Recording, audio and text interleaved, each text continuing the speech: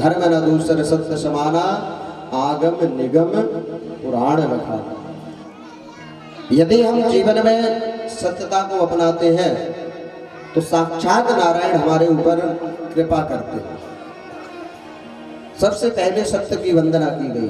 धर्मा प्रोचित कैत्य भोक्त परमो निर्मद शरणाम सताम, वैद्यम वास्तव मत्र वस्तु शिवदम तापत्रयोन मूलनम, निगम भागवतम निगम कल्पितरोर गलितम फलम सुख मुखाद अमृत द्रव संयुतम, पिबत भागवतम वशमालयम मुहुरहो ऋषिका भूभावुका।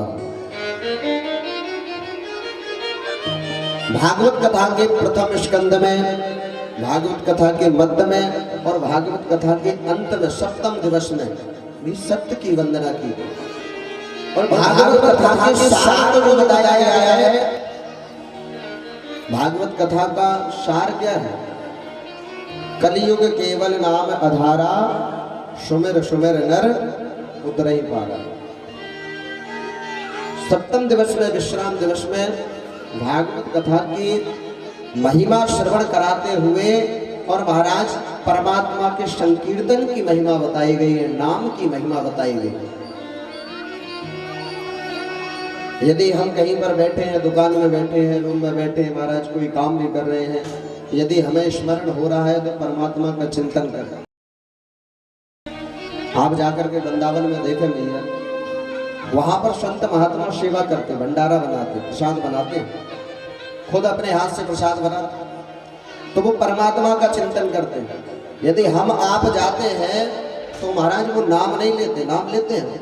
किसी का नाम कहेंगे राधे, किसी का कहेंगे प्रभु जी, किसी का कहेंगे नारायण, क्योंकि वो हम आप हर प्राणी को नारायण के रूप में, परमात्मा के रूप में दर्शन करते हैं। हम आप वृंदावन जाते हैं तो देखते हैं महाराज महात्मा प्रसाद भी बना रहे हैं, महाराज परोस करके भी खिला रहे हैं, महाराज हम आपकी व्यवस्था कर रहे हैं। उनका भाव ये नहीं होता है कि आप दो चार पैसे आकर के देंगे उनका जीवन यापन होगा, ऐसा नहीं है। ये हम आपका भाव होता है, क्योंकि हम आप माया में लिप्त रहते हैं तो इसलिए हमें महाराज माया दिखती है। आप जब वृंदावन में जाएंगे, देखेंगे, वृंदावन में जब प्रवेश करेंगे तो आपको एक स्थान मिलेगा जिसका नाम है पागल बाबा मंदिर। अब पागल बाबा मंदिर है जो स्थान है, अब ऐसे नहीं कि कोई बाबा पागल थे, पागल नहीं थे, वो बहुत बड़े जज थे। और महाराज कटघरे में ठाकुर जी को खड़ा कर दिया था। और जब उनको पता चला कि आज हम साक्षात नारायण को कटघरे में खड़े कर दिए, महाराज वहीं से सब कुछ त्याग करके और परमात्मा के भजन में पागल हो गए। और जाकर के महाराज अनेक जगह जाकर के और भिक्षा में केवल 1 रुपए लेते थे, 1 रुपए, 1-1 रुपए इकट्ठा करके महाराज उस स्थान को बनवाया, उस मंदिर को बनवाया। ऐसे वृंदावन में एक महात्मा ने हजारों लाखों महात्मा होते हैं। आप गिरिराज जी की जाएं, परिक्रमा लगाएं, देखें, वहां पर हजारों महात्मा ऐसे मिलेंगे आपको जो दंडवती परिक्रमा करते हैं। आप गए होंगे वृंदावन, गिरिराज जी परिक्रमा किए होंगे। कई महात्मा महाराज ऐसे रहते, एक जगह पर ही कम से कम 1008 बार दंडवती परिक्रमा लगाते, फिर दूसरी जगह पर तीसरी, ऐसे करके लगाते, जिनका जीवन 25-30 वर्ष केवल ठाकुर जी की ही परिक्रमा में निकल जाते हैं। तो कहने का अभिप्राय है कि महाराज जहां कहीं भी हो, जैसी स्थिति में हो, परमात्मा का चिंतन करें, सत्य को जीवन में अपनाएं। यहां भागवत कथा में बताया गया कि एक बार माता लक्ष्मी के मन में आया कि इस पृथ्वी लोक पर जितने भी प्राणी हैं, इस सब परमात्मा के भजन से वंचित होते जा रहे हैं।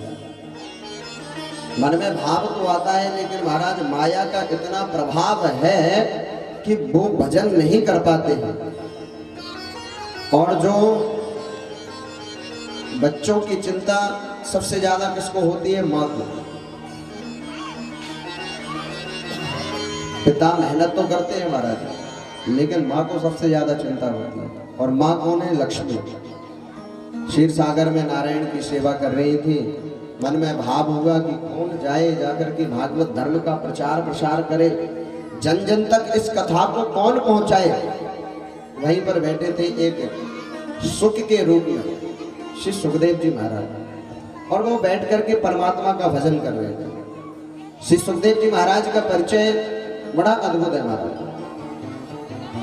श्री सुखदेव जी महाराज अपनी माता के गर्भ में कितने वर्ष रहे है किसी को पता? कितने? 12 वर्ष। और गर्भ में ही नारायण के दर्शन किए। अनेक शास्त्रों में महाराज गर्भ की बुराई की गई है, क्योंकि गर्भ में जीव को जितना कष्ट गर्भ में होता है उतना संसार में नहीं होता है। लेकिन गर्भ को ही श्री सुखदेव जी महाराज ने मंदिर बना दिया। 12 वर्ष तक भजन किए मां के गर्भ में। उनकी माता को वेद मंत्र सुनाई देते थे, और जो उनके शिष्य हुए श्री परीक्षित जी महाराज, उनको भी नारायण के दर्शन गर्भ में हुए। श्री सुखदेव जी महाराज से निवेदन किया, पुत्र तुम जाओ, जाकर के भागवत धर्म का प्रचार प्रसार करो। कहा भैया हम नहीं जाएंगे, हम जाएंगे मृत्यु लोक में पहुंचेंगे, माया का असर होगा, जो हम 2-4 माला जप करते हैं, भजन करते हैं, कीर्तन करते हैं, वह छूट जाएगा। ये प्रभाव है महाराज इस कलयुग का। हम आपका मन तो भाव तो खूब होता है, जब पता रहता है भाव तो खूब होता है महाराज, चलो कथा में चले, कथा में चलना चाहिए। विचार बनाते बनाते बनाते बनाते महाराज 4 घंटे निकल जाते, अब सोचते कल जाएंगे, फिर कल कथा का समय आता, फिर विचार बनाते बनाते 2 दिन भी गया, ऐसे ऐसे करके 7 दिन निकल जाते हैं। फिर उसके बाद में बस बताते हैं कि हमारे यहाँ पर भी कथा हुई थी। यही कहते ना, हमारे यहाँ पर भी कथा हुई थी, वृंदावन से आए थे महाराज जी, उस बार भी आए थे, लेकिन हम जा नहीं पाए, इस बार भी नहीं, अगली बार जब आएंगे तब जरूर जाएंगे। वैसे हमारे गुरुजन कहते हैं कि महाराज इस पंडाल में प्रवेश वही कर सकता है जो परमात्मा का भक्त होगा, वही प्रवेश कर सकता है। जिसके ऊपर नारायण की कृपा होगी महाराज वही आ सकता है, और जिसके ऊपर कृपा नहीं होगी हम आप कितनी भी कोशिश कर लें। क्या जितने भैया लोगों ने यहाँ पर तैयारी की है, व्यवस्था की है, यदि उनके मन में भाव आ जाए कि महाराज हम ये सब कुछ है, हम आगे होते हैं, हम करते हैं, तब जाकर के ये सब होता है, तो महाराज कभी जीवन में ऐसा अवसर ही नहीं मिलेगा। या हम ही मन में विचार कर लें कि महाराज हम तो ऊंचे बैठ करके बढ़िया गद्दी पे कथा सुनाते हैं, और जिस दिन मन में अपमान हो गया महाराज, उस दिन ठाकुर जी ऐसी माया करेंगे, ऐसे माया करेंगे कि महाराज जहाँ कहीं कथा होगी महाराज वहां तक नहीं जा पाएंगे। तो ये तो सब ठाकुर जी की माया है। यहाँ पर श्री सुखदेव जी महाराज ने मना किया, भैया हम नहीं जाएंगे, हम तो परमात्मा का बैठ करके चिंतन कर रहे हैं, भजन कर रहे हैं, यहीं पर भजन करेंगे। भैया ने ज्यादा आग्रह किया, कहा आपके ऊपर माया का असर नहीं होगा। श्री सुखदेव जी महाराज ने कहा भैया जब तक साक्षात नारायण आकर के नहीं कहेंगे तब तक हम नहीं जाएंगे। और आज नारायण ने कहा कि पुत्र तुम जाओ, जन जन में भागवत धर्म का प्रचार प्रसार करो। श्री सुखदेव जी महाराज आए, कैलाश पर्वत पर एक पक्षिणी के गर्भ में जाकर के विराजमान हुए। यहाँ पर कथा आती है कि एक बार नारद जी के मन में भाव हुआ। अब नारद जी का स्वभाव तो हम आप जानते हैं, कल सुनाइए। नारद जी ऐसे जो देवताओं को भी नहीं छोड़ते महाराज, दैत्यों को भी नहीं छोड़ते। आगे कथा आएगी 4थे दिन कि नारद जी महाराज दैत्यों के पास पहुंचते, कंस के पास, हाथ में हाथ धरे बैठे हो, क्या कर रहे हो? अरे उसको मारो। और उधर जाकर के कहते हो कि कहीं के लिए आए हो, ये बाल गोपाल लीलाएं करने के लिए आए हो, जाओ जाकर के उस कंस का वध करो। नारद जी के मन में यह भाव हुआ कि एक बार लक्ष्मी नारायण ने तो विवाद करवा ही दिया है, और ब्रह्मा जी का भी आपस में विवाद करवा दिया है। अब बचे कौन? भोले बाबा जी। अब क्यों ना भोले बाबा जी के पास में जाकर के देखे, बहुत सुना है कि बहुत प्रेम है आपस में, चलो देख करके आते। नारद जी महाराज चल दिए अब जब नारद जी महाराज चलते हैं तो कैसे चलते हैं? अब हम आपके जैसे थोड़ी चलते हैं, हम आप मैया कथा में कैसे आते हैं? जैसे ही कथा प्रारंभ हुई, हमारे आचार्य जी विराजमान हुए, बढ़िया भजन कीर्तन शुरू हुआ, अब माताओं की तैयारी लगना शुरू हुई। हमारी कुछ माताएं तो आकर के पहले विराजमान हो जाती, लेकिन कुछ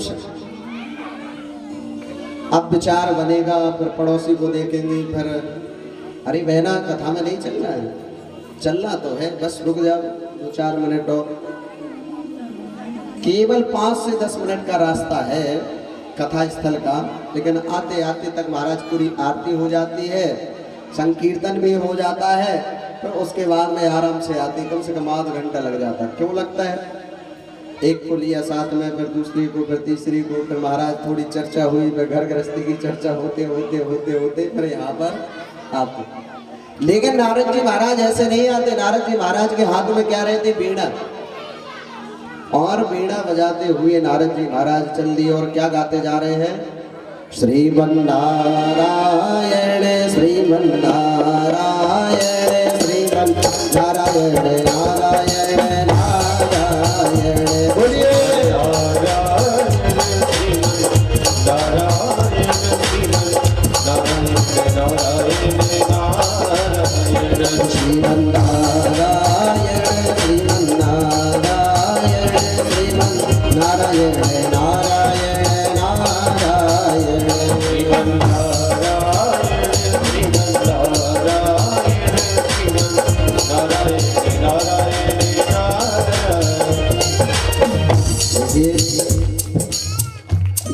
समझ में तो आ रहा है ना क्या बोल रहे हैं?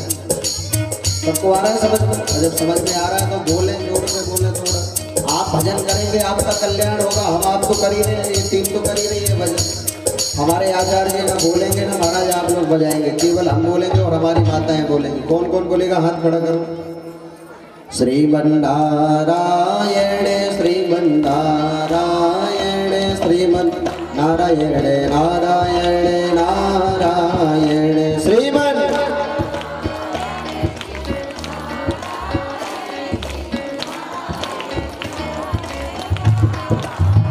अब ये सामने वाली माताएं तो सब बोल रही हैं और पीछे वाली माताएं देख रही हैं कि लोग ये महाराज कहाँ से आ गए, ये तो जबरदस्ती बुलवाने में लग गए। जगह क्या दे दी कथा करने के लिए, अपने पीछे पड़ गए। सभी भाव से ताली की सेवा करते हुए गाएंगे। हमारे भैया लोग बिल्कुल भी नहीं बोलेंगे। श्रीमन्नारायण श्रीमन्नारायण श्रीमन्। इतने जोर से बोलो, इतनी जोर से आवाज आनी चाहिए कि अड़ोसी पड़ोसियों को तो पता चले कि महाराज कथा में भक्त भी है, माताएं भी बैठी हैं, पंडाल भरा हुआ है, और सीधे ये आवाज नारायण के कानों तक पहुंच जाए। और जोर से श्रीमन्नारायण श्रीमन्नारायण श्रीमन्नारायण नारायण नारायण श्रीमन्। और अच्छा एक बात बताओ भैया, आज एकादशी तो नहीं है? सुबह बढ़िया एकदम चकाचक भोजन प्रसाद पाया था? भोजन प्रसाद एकदम चकाचक पाया, हम भी पाए बढ़िया एकदम। इसलिए बड़ा हाथ ऊपर उठा करके ताली की सेवा करते हुए सभी गाएंगे। श्रीमन्नारायण श्रीमन्नारायण श्रीमन्नारायण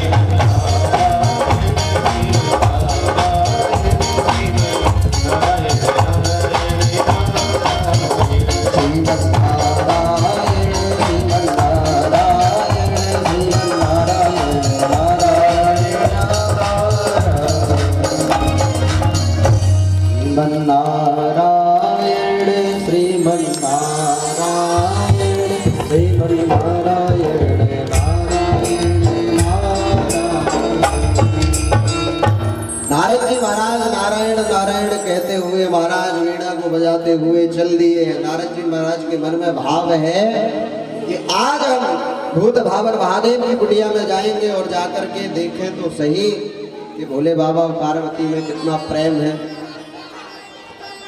महाराज नारद जी बीड़ा बजाते हुए बढ़िया नारायण गाते हुए जा रहे हैं। जैसे ही पहुंचे कुटिया में देखा कि भूत भावन भोले बाबा जी तो है ही नहीं। कैलाश पर्वत पर भोले बाबा जी की जो कुटिया है वहां पर पहुंचे और जैसे ही माता पार्वती ने देखा नारद जी आए, देख करके मन प्रसन्न हो गया। संत भाव संत स्वभाव। महाराज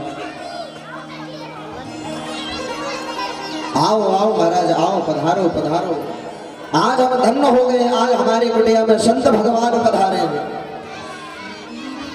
नारद जी महाराज पहुंचे, बढ़िया मैया ने आसन बिछाई, जलपान कराया। जिस प्रकार हमारे घर पे संत महात्मा या हमारे गुरु जी या ब्राह्मण देवता है, बड़े बुजुर्ग आते तो हम सम्मान करते हैं। महाराज नारद जी महाराज ने बढ़िया जलपान किया और मैया से कहा, मैया बाबा नहीं दिखाई दे रहे। कहा बाबा तो बाबा जो कार्य करते हैं वहीं गए हैं, अब भोले बाबा जी का काम क्या है? बढ़िया समाधि में लीन रहे और ठाकुर जी के दर्शन करना। जहां कहीं भी बैठ गए महाराज समाधि में लीन हो गए। मैया ने प्रश्न किया, कहा महाराज बड़े दिनों में आना हुआ, क्या बात है, क्या कारण है? आजकल आना जाना बंद कर रखे हो, बहुत दिन में आए हो। नारद जी महाराज ने कहा, मैया क्या करें, मन तो बहुत होता है जाने का हर जगह, लेकिन जाते नहीं है। क्या करेंगे कहीं जाकर के, किसके यहाँ जाएं? अब प्रेम किसी के अंदर है नहीं है। भैया ने जैसे सुना प्रेम किसी के अंदर नहीं है, कहा हाँ भैया, यदि किसी के यहाँ पर जाओ तो सामने तो कहते हैं महाराज राम राम राधे श्याम, और महाराज पीठ पीछे महाराज क्या क्या भाव रखते हैं। कहा केवल और केवल लोगों में, प्राणियों में बनावटीपन है। नारद जी महाराज कह रहे हैं इतना बनावटीपन है कि वो दूसरों के प्रति तो ठीक है महाराज, यहाँ तक कि घर परिवार में भी आपस में भेदभाव रहता है, एक दूसरे से प्रेम से बात नहीं करते हैं। केवल और केवल महाराज कपट ही नजर आता है। और घर परिवार की तो छोड़े, पति पत्नी में भी आपस में प्रेम नहीं बचा है। जहां सच्चा प्रेम होना चाहिए महाराज, वहां भी प्रेम देखने के लिए नहीं मिलता है।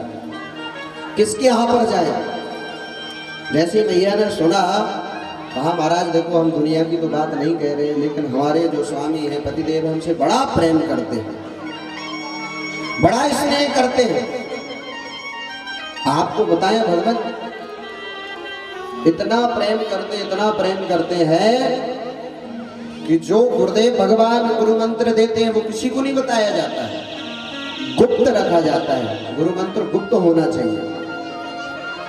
इतनी माताओं में से, इतने भक्तों में से गुरु दीक्षा कौन कौन ले लिया? हाथ खड़ा कर, एक बार इनके लिए जोरदार ताली की सेवा करना। यदि हम आप कथा सुनने के लिए आए हैं और यदि दीक्षा लेकर के रखे हैं तो उसका हम आपको पूर्ण फल प्राप्त होगा, और हम आपको गुरु दीक्षा अवश्य लेनी चाहिए।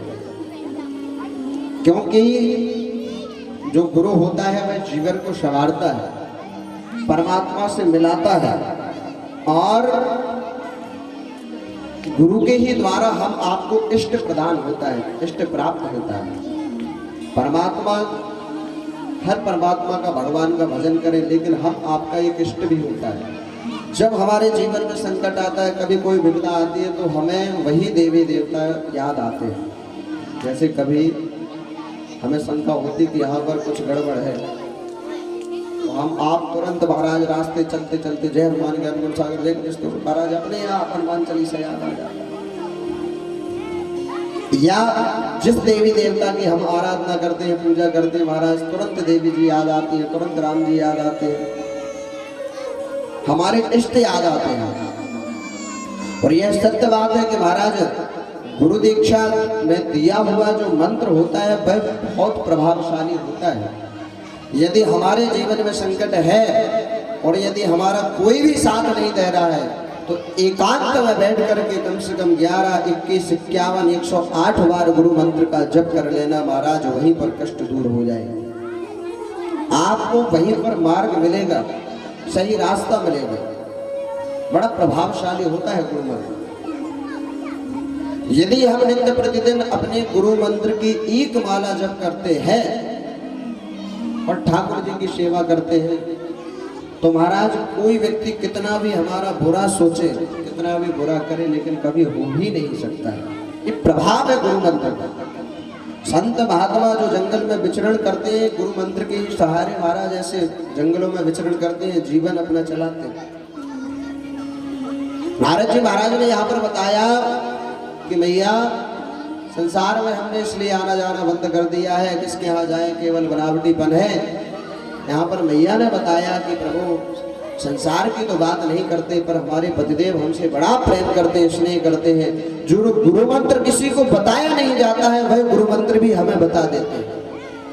यहाँ तक कि नित्य प्रतिदिन समाधि में दर्शन करते हैं ठाकुर जी की लीलाओं के, तो आकर के बताते कि आज हमने ठाकुर जी को इस रूप में देखा, आज गोपी के रूप में देखा, आज हमने माखन चोरी लीला के दर्शन किए, सब कुछ बताते हैं। शास्त्रों में बताया गया है कि गुरु मंत्र कभी किसी को बताना नहीं चाहिए, गुप्त रखना चाहिए। गायत्री मंत्र होता है, गायत्री मंत्र भी कभी मुंह से बोल करके उच्चारण करके, जैसे हम आप ओम नमो भगवते वासुदेवाय सबको सुनाई दे रहा है, लेकिन गायत्री मंत्र ऐसे नहीं बोलना चाहिए। मन में स्मरण करना चाहिए, चिंतन करना चाहिए। लेकिन आजकल हम आप मंत्र तो रट लेते हैं, पढ़ भी लेते हैं, पर उसका प्रभाव क्यों खत्म होता है? वही गायत्री मंत्र है जिसको महाराज महात्मा जप करते हैं, पुरुष चरण करते हैं, गायत्री पुरुष चरण, सिद्धियां प्राप्त करते हैं। और वही गायत्री मंत्र की महाराज हम रात दिन जप करते, रात दिन जप करते, फिर भी महाराज हमें लाभ नहीं मिलता है। क्यों? क्योंकि हम डॉक्टर से यदि दवा लेकर के आ जाए और डॉक्टर जो हमें नियम बताए उसका हम पालन ना करें तो महाराज वह दवा क्या होगा? दवा दवा नहीं रहेगी महाराज, वो जहर बन जाएगा। डॉक्टर जब भी दवा देता है महाराज उससे पहले हम आपको नियम बता देता है, ये पाना है, ये नहीं पाना है, इस दवा को इसके साथ में लेना है। इसी प्रकार ये गायत्री मंत्र है। गायत्री मंत्र आप मन में स्मरण करें। आजकल हम देखते हैं, सुनते हैं कि महाराज विद्यालयों में प्रार्थना में गायत्री मंत्र बुलवाया जाता है, बोलते हैं, बहुत अच्छी बात है।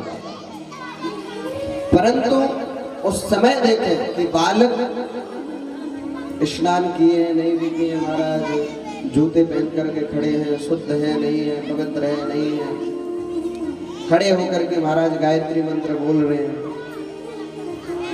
शुद्धता पवित्रता का विशेष ध्यान देते हुए गायत्री मंत्र बोलना चाहिए, उच्चारण करना चाहिए।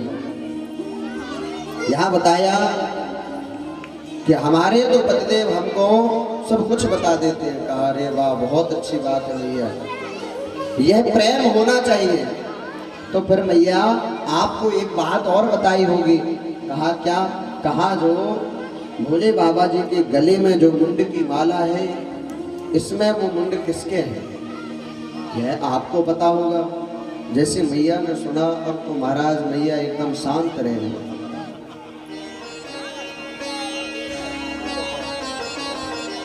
नारद जी ने कहा भैया आप बताएं, आपको तो पता होगा, आपके पतिदेव तो आपसे प्रेम करते हैं, स्नेह करते हैं। अब महाराज कैसे बताएं, जब पता ही नहीं तो कहां से बता दें। कहा भगवान आपने जो बात पूछी है ना, अभी तक तो नहीं बताया। तो कहा जब अभी तक नहीं बताए तो कब बताएंगे? अब आप बताओ, वो आपसे प्रेम करते हैं कि कपट करते हैं? अब महाराज मैया विचार करने लगी और सोचने लगी, यह बात तो बिल्कुल सत्य है, ये हमसे प्रेम नहीं करते, ये कपट करते हैं। और महाराज नारद जी जिस काम के लिए आए थे वो काम किए। और महाराज कहा भैया देखो हम ज़्यादा देर तो ठहरते नहीं हैं। अब जो नारद होते हैं उनका काम क्या होता है, एक ना एक नारद हम आपके यहाँ भी होंगे। जब तक उनका काम नहीं होता है महाराज, जब तक कुछ ना कुछ बोलते ही रहेंगे। अरे भैया तुम्हें पता है वो ऐसे सोचता है, अरे वो ऐसे कह रहा था, ये कह रहा था। और जब उनका काम हो जाता तुरंत चल देते हैं, कहीं किसी को पता ना चल जाए कि ये आकर के बता करके गए। नारद जी महाराज ने कहा भैया हम ज्यादा देर नहीं ठहरेंगे, भजन का समय हो गया, अब चलते हैं अपने राम। और महाराज बीड़ा बजाते हुए नारद जी महाराज चल दिए हैं। चलते चलते महाराज रास्ते में भोले बाबा जी मिल गए। भोले बाबा जी जैसे मिले, कहा बाबा जाओ जल्दी शीघ्र पहुंचे, आप कुटिया में मैया याद कर रही हैं। भोले बाबा जी ने कहा प्रभु जब आप आ रहे हैं वहां से तो जरूर याद कर रहे होंगे, जरूर जाना पड़ेगा। और भोले बाबा जी जैसे पहुंचे देखा कुटिया में तो महाराज वहां पार्वती जी है ही नहीं। अब पार्वती जी कहाँ थे, कोप भवन में। कोप भवन जानते भैया किसे कहते हैं, आपके घर में है कोप भवन? किस किस के घर में है कोप भवन? है किसी के घर में? अच्छा कोप भवन का मतलब क्या होता है? पहले जब कुटिया बनाते थे, घर बनाते थे, तो 3 स्थान सबसे पहले बनाते थे। पहला ठाकुर जी का स्थान, दूसरा रसोई घर और तीसरा रहता था कोप भवन। आजकल कोप भवन कहाँ है? आजकल महाराज कोप भवन रसोई में ही शिफ्ट है ना दादाजी? जब क्रोध आता है तो फिर क्या होता है आप बताओ भैया, जब आपको क्रोध आता है तो आपका क्रोध शांत कैसे होता है? आप ना बताएं तो हम बताएं। हैं? एक भैया कह रहे हैं कि पूरे बर्तन उठा के फेंक देते। बेचारा जो छोटा बालक होता है ना, वो पढ़ने जाता है स्कूल, और महाराज पढ़ करके आता, बड़ा प्रसन्न रहता है कि घर जाएंगे, मम्मी पापा से मिलेंगे, बढ़िया, बड़ा आनंद आएगा, बड़ा मन प्रसन्न रहता है। लेकिन जब घर में झगड़ा हो जाता, लड़ाई हो जाती है, अब माताएं गुस्सा तो किसी पे निकाल नहीं सकती। वो बेचारा आता है और चिल्लाता है माँ, और जैसे माँ बोला और माँ ने एक दिया पीठ में चटास। वो भी 21 साल का हो जाता है, 25 साल का भी हो जाता है, फिर भी सोचता रहता कि उस दिन क्यों कुटे थे, हमने कुछ किया ही नहीं था। और यदि किसी ने पूछ भी लिया तो महाराज एक और जितने बार पूछोगे उतने ही बार मिलता है प्रसाद। तो आजकल का जो कोप भवन है ना, वो पूरा घर ही होता है। रसोई देखे तो महाराज उसी के बर्तन बाहर डले मिलते हैं। यदि क्रोध आ गया तो पतिदेव पर महाराज भोजन के लिए भी, बोलो राधे। यहाँ पर मैया जाकर के कोप भवन में बैठ गई, मलिन वस्त्र धारण कर लिए, भोले बाबा जी कुटिया में पहुंचे, आवाज लगाई। अब भोले बाबा जी माता पार्वती को किस नाम से पुकारते थे? हम आपका एक घर का जो नाम होता है वो सबसे अलग होता है। जो माता है अपने बालकों का, बच्चों का अलग नाम रख देते हैं प्रेम का। ऐसे ही भोले बाबा जी भी पार्वती को क्या कहते थे? पारो। आवाज लगाई, पारो। पारो कहाँ? पारो तो कुंभ भवन में बैठी है। 2-4 बार आवाज लगाई, भोले बाबा जी समझ गए कुंभ भवन में होंगी। कुंभ भवन में पहुंचे, भोले बाबा जी ने मनवान करते हुए महाराज मनाया। कहा आप दूर रहो हमसे, एकदम दूर रहो, आप हमसे प्रेम नहीं करते, कपट करते। भोले बाबा जी सोचने लगे कि हे भगवान, अभी सुबह तो कह रहे थे आप बड़े प्रेम करते हैं, और अभी नारद जी गए और अभी हम कपटी हो गए। कहा हमने ऐसा कौन सा कार्य कर दिया है, क्या कर दिया है जिससे हम कपटी हो गए? कहा आपने, आप कपटी हैं, आप हमसे प्रेम नहीं करते। कहा आप बताएं तो सही। कहा आप सुनना चाहते? जी। अब माता पार्वती कहने लगी कि आप जो ये गले में मुंड की माला धारण किए हैं ये किसके हैं? भोले बाबा जी ने बड़े प्रेम से बताया, कहा कि जो ये मुंड है किसी और के नहीं है, ये आपके ही है। और हमारे प्रेम का जो प्रतीक है वह यही है। जब जब आप इस शरीर को त्यागते हैं तो आपके ग्रह में व्याकुल होकर के इसी में धारण करके और समाधि में लीन हो जाते हैं। जैसे मैया ने सुना, कहा आप कपटी नहीं, अब तो आप महाकपटी हैं। आप यदि प्रेम करते, सबसे पहले तो आप एक बात बताएं कि आपने ऐसी कौन सी जड़ी बूटी पान की है जो आप अमर रहते और हम मर जाते हैं। इतने बार हमने शरीर त्यागा और आप वही के वही हो। आप यदि हमसे प्रेम करते तो वह जड़ी बूटी हमें भी पान करा के रखते। भोले बाबा ने कहा कि हम अमर कथा का पान करके रखे। अब तो मैया जिद करने लगी, नहीं वह हम भी सुनेंगे, हमें भी बताओ। कहा उसके बड़े कठिन नियम होते हैं और एक दिन की कथा नहीं होती है, वे 7 दिन की कथा होती है। बड़े नियम पूर्वक सुनना पड़ता है, ध्यान से, एकाग्र मन से, चित्त से, और आप उसे श्रवण नहीं कर सकते। अब मैया जिद करने लगी और माताओं का यह हाल होता ही है महाराज। यदि माताओं ने जिद कर ली तो फिर तो महाराज रात दिन पति को काम करना पड़े, लेकिन वस्तु ला करके देनी पड़ती है।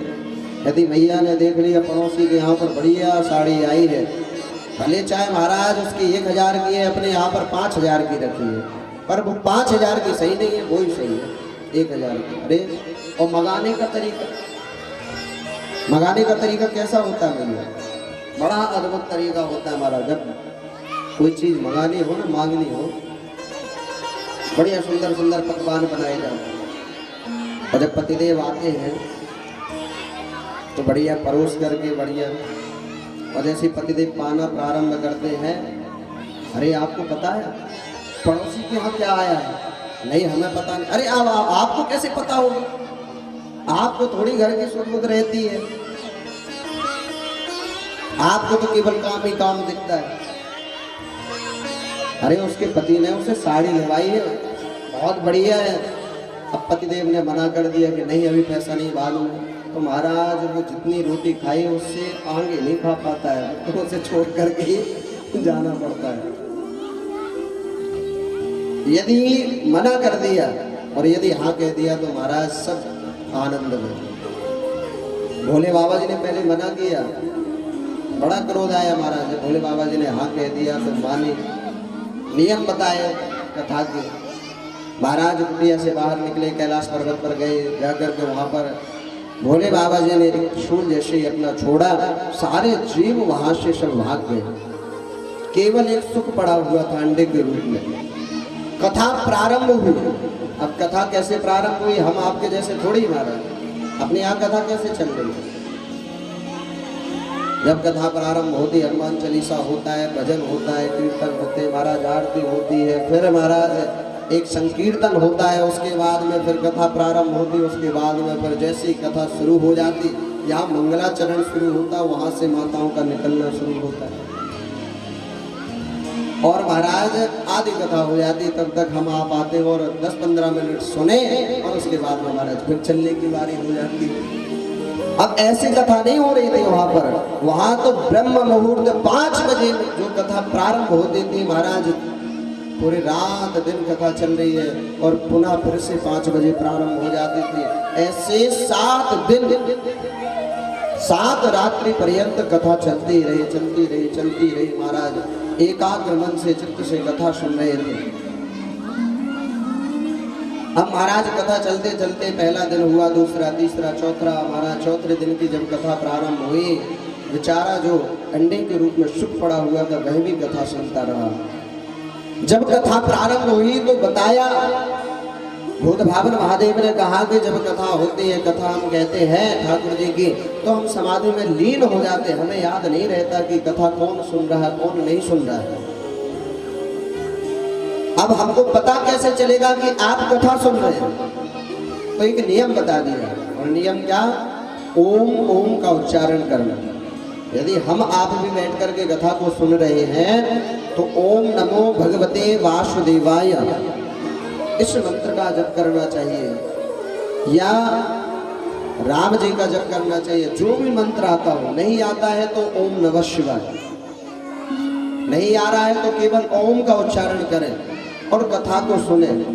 यदि हम ऐसा करते हैं तो हमारा मन एकाग्र रहता है, हमारा इधर उधर मन नहीं भागता है। महाराज नियम बताते हैं, कथा प्रारंभ हो गई, बड़े भाव से कथा चल रही है। जैसे ही चौथा दिन प्रारंभ हुआ, पांचवा दिन प्रारंभ हुआ, महाराज अब तो सुनते सुनते मैया को नींद आने लगी। और ऐसे होता है, अक्षर होता है। आप कथा में आएंगे, बड़े भाव से आएंगे, और जब आधा से 1 घंटे कथा चलते चलते होगी तो अपने आप नींद के झोंके आना शुरू होते कि नहीं होते भैया? कथा के श्रोता भी बताए गए यहाँ पर। कथा के श्रोता कितने प्रकार के होते हैं? कितने प्रकार के श्रोता होते हैं? नहीं भैया, आप ही से पूछ रहे हैं, कथा में श्रोता कितने प्रकार के होते हैं? 3 प्रकार के। और कौन कौन से होते हैं? श्रोता, सोता और श्रोता। अब इन तीनों में से आप कौन से नंबर के हैं? आप बताएं। सोता या श्रोता या सरोता, आप कौन से नंबर के? पहले या बीच या लास्ट के? कौन से नंबर के है? यहाँ के जितने भी भक्त हैं, जितने भी माताएं बहनें, हमारे भैया, ये बीच वाले हैं, श्रोता, ये पक्के श्रोता हैं। और क्यों है? क्योंकि महाराज भाई कलश यात्रा में ही दिख गया है। तो एक बार जितने भी माताएं, जितने भी भक्त कलश यात्रा में सम्मिलित रहे, इनके लिए जोरदार ताली की सेवा करें। सच्चा श्रोता महाराज वही होता है जो परमात्मा की कथा की कलश यात्रा में भक्तता से सम्मिलित हो, 7 दिन तक भाव से कथा को श्रवण करे, पूर्णाहुति में भी सम्मिलित हो और कथा का आनंद प्राप्त करे। यहाँ पर जितनी भी माताएं बहनें, हमारे जितने भैया लोग हैं, भाव से खूब कथा को सुन रहे हैं और खूब आनंद प्राप्त करते हैं। और जो इस भाव से सुनते हैं उन्हीं को कहते हैं श्रोता। लेकिन हमको सबसे बढ़िया कौन लगते हैं? सबसे पहले वाले, पहले नंबर का कौन था? सोता। और सोता होता है वो कैसा होता है? कथा में जैसी आरती होगी, आरती के बाद में महाराज सबसे पहले आए। यदि वो बेचारा सबसे पहले नहीं आता है तो उसको जगह नहीं मिलती। कौन सी जगह? जगह तो मिल जाती है पर बढ़िया टिकने की जगह नहीं मिलती। बुकिंग हो जाती है जगह, बढ़िया टिकने की जगह चाहिए। और जैसे ही महाराज कीर्तन हुआ, आरती हुई और उसके बाद में कथा प्रारंभ हुई, अब जो बेचारा सोता होता है ना, वो किसी को डिस्टर्ब नहीं करता, ना अगल वाले को, ना बगल वाले को, ना पड़ोसी को, ना महाराज को, ना महाराज के टेंट वाले, ना साउंड वाले, ना गायक को, ना आचार्य जी को, ना हमारे कैमरे वाले भैया को। नहीं तो कई भक्त तो महाराज वैसे ताली नहीं बजाएंगे, कैमरा पास में पहुंचेगा तुरंत, उस बेचारे को किसी से मतलब ही नहीं होता। और जब 4 घंटे की कथा हो जाती है और जैसे व्यास जी जयकारा लगाते हैं, बोली भागवत भगवान की महाराज जैसे जयकारा लगाइए, हाँ हाँ, बड़ा आनंद आया महाराज, बड़ी अच्छी कथा आप सुनाते हैं, बड़ा आनंद आ गया। यदि पड़ोसी ने सुन लिया, भैया कैसी कथा सुनी, क्या आनंद आया, आपको क्या समझ में आ रहे महाराज, क्या क्या बताए, क्या ना बताए, बड़ा आनंद आया कथा में। एक जगह महाराज यही घटना हुई, एक भैया बढ़िया सोती रहे और बोले बड़ी सोहनी कथा वाचो महाराज, बड़ो आनंद आवे। हमारे आचार्य जी ने पूछा, भैया आपने कथा तो सुनी, बड़ा आनंद आ रहा है आपको रोज नींद की 2-2 गोली खावे, नींद ना आवे, लेकिन जब कथा में आए महाराज बढ़िया नींद आई। हमारे आचार्य जी कहने लगे, भैया बहुत बढ़िया, आपने किसी चीज में पास तो किया, कम से कम सोने में ही पास कर दिया। जो पहले नंबर का होता है वो किसी को डिस्टर्ब नहीं करता, और जो महाराज सबसे लास्ट वाला होता है वो कैसा होता है? सरौता। अब सरौता का काम क्या होता है भैया? अपने यहाँ पर महाराज पहले बुंदेलखंड में अभी भी हमारे दादा लोग एक थैली में सरौता को रखते हैं, और जहां फालतू बैठे तुरंत सपाड़े लिया और कतर कतर करना शुरू कर दिया। होता था कि नहीं होता था भैया? सरौते का काम क्या होता है? क्या होता है? अब जो वो लास्ट वाला आता है तो सबसे लास्ट में ही आएगा, ऐसा नहीं कि पहले आ जाए, लास्ट में आएगा। और ऐसे नहीं लास्ट वाला तो लास्ट में बैठे, ऐसा भी नहीं होता महाराज। वो लास्ट में आएगा, बैठेगा बीच में, और जब बीच में बैठेगा और बीच में बैठ करके फिर क्या करता है? अब भैया जो उसका काम है वो शुरू करेगा, फिर पड़ोसी से कहेगा अरे देख देख, अब देखो इस संगीत वाले भैया गायक जो हमारे गाते हैं, देखो क्या बजाते रहते हैं, अरे कथा ही नहीं सुनने देते। फिर टेंट में लाइट की थोड़ी कमी है, ये लाइव वाला तो हमें दिखाई नहीं रहा है। महाराज तो केवल कथा ही कथा करते हैं, भजन तो गाते ही नहीं है। अब ना तो खुद सुनेगा ना महाराज दूसरे को सुनने देगा, और आरती प्रसाद से पहले ही चला जाएगा। केवल महाराज क्या करेगा? जो सरौते का काम होता है, ना महाराज कोई सहयोग करना, ना महाराज कथा से कोई मतलब, केवल 10-15 मिनट के लिए आना, कदर कदर करके चले जाना। तो कथा में 3 प्रकार के श्रोता बताए गए हैं, लेकिन यहाँ पर जितने भी भक्त हैं, जितनी भी माताएं बहनें हैं, ये सबसे बीच वाले हैं। कौन से? श्रोता, परमात्मा के परम भक्त हैं। क्योंकि महाराज कृष्ण कॉलोनी में महाराज कृष्ण भगवान के ही भक्त हैं। यहाँ पर प्रथम दिवस हमारे आचार्य जी बता रहे थे कि महाराज सुबह से ही परिक्रमा प्रारंभ हो गई।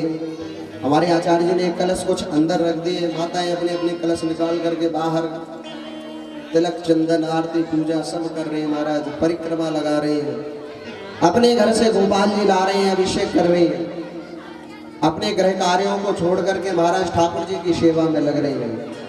यही है सच्चे श्रोता का लक्षण। आज यहाँ पर खूब भाव से अभिषेक हुआ, रुद्राभिषेक हुआ, हवन भी हुआ, गोपाल जी का भी अभिषेक हुआ, और भी माताएं जिनके यहाँ पर गोपाल जी वह भी आए, ठाकुर जी की खूब सेवा करें। 7 दिन में 1 दिन 2 दिन, जैसे कृष्ण जन्म है, कृष्ण जन्म के दिन तो आप अवश्य समय निकाल करके लेकर के आए, ठाकुर जी का अभिषेक जरूर करवाएं, खूब भाव से अभिषेक करें। तो यहाँ पर परमात्मा के सच्चे श्रोता हैं। यहाँ भैया कथा सुन रहे यदि भाव से सुनते सुनते महाराज उनको भी निद्रा देवी ने अपना प्रभाव दिखाना शुरू कर दिया, महाराज को नींद में सो गई। वो तोता ओम ओम का उच्चारण करता रहा। जैसे हमारा 7 दिन की कथा विश्राम हुई, भूत भावन महादेव ने जयकारा लगाए, बोली भक्त वत्सल भगवान की जय। महाराज जैसे ही जयकारा लगाई, भैया की नींद खुली। कहा महाराज आगे और बताएं। कहा अब क्या बताएं, कथा तो पूरी हो गई। कहा कथा पूरी हो गई? कहा हाँ। बाबा ने सोचा कि जब कथा मैया ने नहीं सुनी है तो कथा कौन सुन रहा था? कौन ओम ओम का उच्चारण कर रहा था? कौन बोल रहा था? चारों दिशाओं में नजर घुमा करके देखा तो महाराज एक सुख बैठा है पीछे, और ओम ओम ओम ओम ओम का उच्चारण कर रहा है, बोल रहा है। बोले बाबा जी ने देखा, मन प्रसन्न हो गया। देखो, जिस कथा को देवता भी सुनने के लिए तरसते हैं, जिसको पार्वती नहीं सुन सके, उस कथा को इस सुख ने, इस छोटे से नन्हे से प्यारे से सुख ने सुन लिया है, श्रवण कर लिया है, ये अमर हो गया। बड़ा मन प्रसन्न हुआ। लेकिन फिर याद आया कि इसने तो अपराध किया है, ब्रह्म विद्या की चोरी की है, क्योंकि इसने पीछे बैठ करके कथा को सुना है। और महाराज क्रोध आ गया, और क्रोध में आकर के महाराज जैसे ही अपने त्रिशूल को छोड़ा, महाराज सुख उड़ते जा रहा है, त्रिशूल पीछे से चल रहा है, उड़ते उड़ते महाराज वह सुख सीधे कहाँ पर पहुंचा? बद्रिका आश्रम में। बद्रिका आश्रम में एक स्थान है, और उस स्थान में कौन रहते? वेद व्यास जी महाराज। उनकी पत्नी विकटा देवी रहती हैं, वहां पर सेवा कर रही हैं। उनके यहाँ पर कोई संतान नहीं है। बैठ करके आपस में चर्चा की एक दिन पहले कि ठाकुर जी की इतनी सेवा करते हैं, अभी तक कोई संतान नहीं है। ये सुख हमें भी प्राप्त होगा कि नहीं होगा। वेद व्यास जी महाराज ने कहा ठाकुर जी कृपा करेंगे तो हमको भी यह सुख प्राप्त होगा। और महाराज जब दूसरे दिन वह कुटिया की सफाई कर रही थी, झाड़ू लगा रही थी, जैसी उवासी ली वह सुख आकर के उनके गर्भ में प्रवेश कर गया। बोलो श्री सुखदेव जी महाराज की जय हो। महाराज जैसे गर्भ में प्रवेश किया, बोले बाबा जी महाराज चलते चलते आए, कहा वेद व्यास जी महाराज से पूछा कि आपने एक सुख को देखा है? कहा आप बताएं तो सही कौन? कहा उस सुख ने अमर कथा चुराई है, उसे हम नहीं छोड़ेंगे, उसने अपराध किया है। वेद व्यास जी महाराज ने समझाया, कहा महाराज जिसने अमर कथा सुन ली, अब हम आप उसका कुछ नहीं बिगाड़ सकते। प्रभु आप शायद भूल गए हैं, आप जाएं अपने कैलाश पर्वत पर। भोले बाबा जी महाराज चले गए। श्री सुखदेव जी महाराज मातृ गर्भ में 12 वर्ष तक निवास किए। कितने वर्ष तक? 12 वर्ष तक। एक दिन विट्टा देवी ने निवेदन किया, प्रभु हमारे गर्भ से वेद मंत्रों का उच्चारण होता है। वेद व्यास जी महाराज ने ध्यान लगा करके सुना, निवेदन किया, पुत्र आप बाहर निकले, माँ को कष्ट होता है। श्री सुखदेव जी महाराज ने कहा, पिताजी हम बाहर नहीं आएंगे, क्योंकि भगवान का जो भजन कर रहे हैं वह छूट जाएगा और माया हमें पकड़ लेगी। जब तक नारायण आकर के खुद नहीं कहेंगे तब तक हम बाहर नहीं आएंगे। साक्षात नारायण भगवान ने दर्शन दिया और कहा आप बाहर निकलो, निकल करके जन जन में भागवत धर्म का प्रचार प्रसार करो। श्री सुखदेव जी महाराज गर्भ से बाहर निकले और निकल करके महाराज सीधे जंगल की ओर चल दिए हैं। आइए हम सभी भाव से श्री सुखदेव जी महाराज से प्रार्थना करते हैं कि आपके ऊपर जैसे ठाकुर जी ने कृपा की, ऐसे ही ठाकुर जी हमारे ऊपर भी कृपा करें और हमारे संतान के ऊपर भी कृपा करें। बोले भक्त वत्सल भगवान की जय। और महासन पर महादेव जी बैठे आसन डाल, अमर कथा जब लगे सुनाने, गोरा गोत्र पुराण उमा के पड़ गए श्रोता, उमा के पड़ गए श्रोता, हर महासन पर महादेव जी बैठे आसन डाल, महाआसन पर महादेव जी बैठे आसन डाल। हमारे कथा जब लगे सुनाने, गोरा गोत्र पुराण उमा के पड़ गए श्रोता, उमा के पड़ गए श्रोता, हो तेरा देर होता।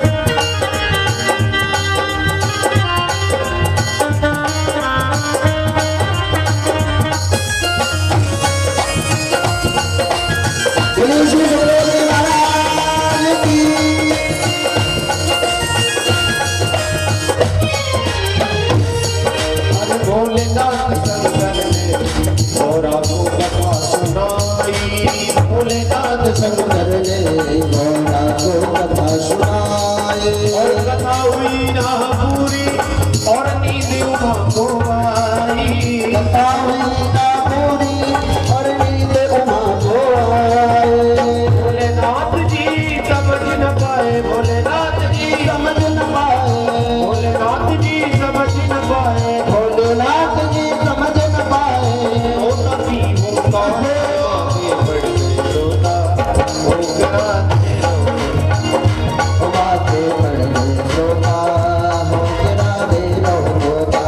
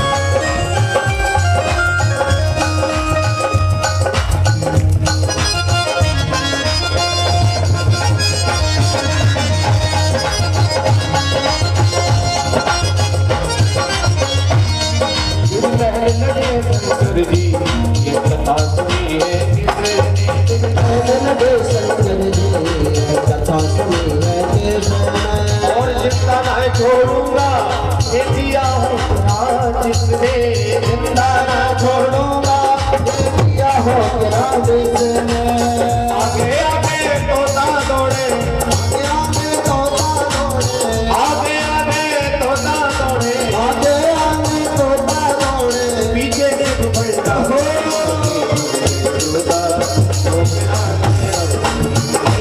आगे करने सोता हो गया मेरा होता। आसन पर महादेव जी बैठे आसनदार, महाआसन पर महादेव जी बैठे आसनदार। अमर कथा जब लगी सुनाने, कोरा कोट पुराण सुनाने, जय सोना भोगना रहे अवधूत, आगे करने सोता हो गया मेरा होता।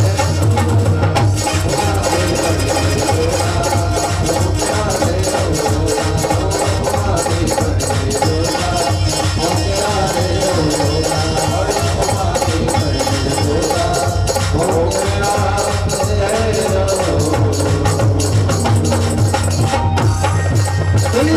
रहे महाराज की जय हो। यं प्रव्यजन्तमनुपेतमपेतकृत्यं द्वैपायनो विरहकातरया जुहावः पुत्रेति तन्मयतया तरभोभिमेदुस् त्वं सर्वभूतहृदयं मुनिमानतोऽस्मि। महाराज श्री सुखदेव जी महाराज जब गर्भ से बाहर आए, सीधे वन की ओर चलती है। पिता ने जैसे देखा, पुत्र पुत्र ठहरो ठहरो पुत्र ठहरो। लेकिन महाराज श्री सुखदेव जी महाराज को कौन लौटाए? किसमें ऐसी सामर्थ्य है? वेदों से महाराज, वृक्षों से, सरोवर से आवाज आए। आप जिसको पुत्र कह रहे हैं वो ना जाने कितने बार आपके पिता बन चुके हैं। ये तो ब्रह्म है, आप में वह सामर्थ्य नहीं है कि आप इनको लौटा करके लाएं। श्री सुखदेव जी महाराज गए, जाकर के समाधि में लीन हो गए। वेद व्यास जी महाराज का मन खिन्न है, ऐसा भाव हो रहा है कि हमने तो इस संसार में आकर के कुछ किया ही नहीं। महाराज मन उदास से 4 वेदों की रचना की, शास्त्रों की रचना की, उपनिषदों की रचना की, परंतु महाराज क्या करें? संसार के प्राणी महाराज वेदों को पढ़ते तो हैं, लेकिन महाराज अर्थ का अनर्थ कर देते हैं। क्यों? हम आप क्या वेदों को पढ़ सकते हैं? वेद कितने होते हैं? 4, ऋग्वेद, यजुर्वेद, सामवेद, अथर्ववेद। शास्त्र 6 होते हैं और पुराण 18 होते हैं। यहाँ तक कि 17 पुराणों की भी रचना कर दी महाराज। नारद जी महाराज आए, नारद जी महाराज ने देखा, कहा महाराज आप उदास हैं। कहा प्रभु क्या करें, इतने शास्त्रों की रचना की फिर भी मन प्रसन्न नहीं है, क्योंकि कोई अध्ययन ही नहीं कर पाता, कोई अपने जीवन का कल्याण ही नहीं कर पाता है, क्या करें? कहा आप भागवत कथा की रचना करें। और महाराज जो नारद जी महाराज के पास में 4 श्लोक है जो ब्रह्मा जी ने प्रदान किए थे, ब्रह्मा जी को नारायण भगवान ने प्रदान किए थे। कहा आप इसकी रचना करें, आप इसका व्याख्यान करें। महाराज इसका पढ़ेंगे, श्रवण करेंगे, जीवों का कल्याण होगा। कहा प्रभु अब हमें वह सामर्थ्य नहीं है कि अब हम इसकी भी रचना करें। नारद जी महाराज ने कहा कि संत का सहारा लें। जब हम आपके जीवन में कभी कोई कष्ट होता है और जब संसार के प्राणियों के सामने जाकर के कहते हैं महाराज, और वह हम अपने जीवन का कष्ट यदि किसी को सुनाए तो वह क्या करते हैं? सुन तो लेते हैं महाराज, फिर हंसी उड़ाते हैं। जब कोई साथ नहीं देता तो हम आप संतों के पास में जाते हैं, गुरु के पास में जाते हैं, अपने पंडित जी के पास में जाते हैं, मंदिर जाते हैं, सुनाते हैं महाराज, ठाकुर जी को सुनाते हैं, प्रार्थना करते हैं। यहाँ पर बताया कि जीवन में संत का सहारा ले लो, आप यह कार्य कर सकते हैं। शिष्यों ने पूछा, हाँ महाराज ये क्यों कहा कि संत का सहारा ले लो? ये भी तो कह सकते थे कि भगवान से प्रार्थना करो, भगवान का सहारा ले लो। क्या भगवंत कृपा से भी बढ़कर के संत कृपा है? तो यहाँ पर बताया कि हाँ, भगवंत कृपा से बढ़कर के संत कृपा है। क्यों? क्योंकि संत ही है जो परमात्मा से हमें जोड़ता है। लेकिन संत भक्त वह भक्त है जो परमात्मा से जोड़े, ना कि खुद से जोड़ ले। आजकल हम आप देखते हैं हजारों महाराज ऐसे गुरु डोल रहे हैं कि महाराज भगवान से तो छुड़वा देते हैं, महाराज खुद से जोड़ते हैं। हम आपको चाहिए